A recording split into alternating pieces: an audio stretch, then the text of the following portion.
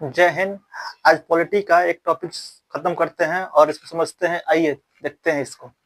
कहा गया है कि भारत आर्टिकल 1 में कहा गया है कि संघ एवं उसके राज्य भारत राज्यों का संघ है और इसमें कहा गया है कि भारत के किसी भी राज्य अलग नहीं होंगे यानी टूटेंगे नहीं।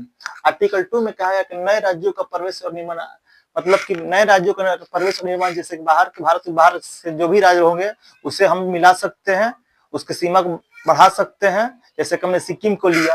ये आर्टिकल 3 नए राज्यों का निर्माण एवं नाम में परिवर्तन और सीमा का विस्तार, जैसे कि नए राज्यों का निर्माण हम कर सकते, जैसे भारत के जैसे अन्य राज्य हैं, जैसे कि बिहार से झारखंड अलग हुए, यूपी से उत्तराखंड यूपी से उत्तराखंड बना और एमपी से छत्तीसगढ़ बना।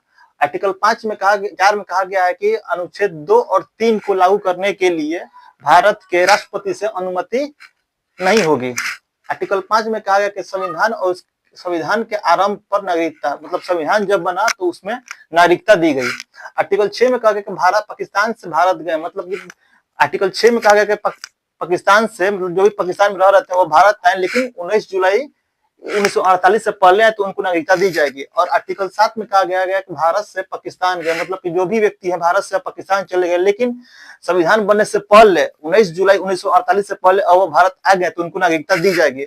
आर्टिकल 8 में कहा गया है कि विदेशी भ्रमण या नौकरी करने पर भारत की नागरिकता समाप्त नहीं होगी। जैसे कि भारत के बाहर बहुत से लड़के टीचिंग के लिए जाते हैं या पढ़ने के लिए जाते हैं तो उनकी नागरिकता समाप्त नहीं होगी, या घूमने पे जाने पर भारत की नागरिकता समाप्त नहीं होगी।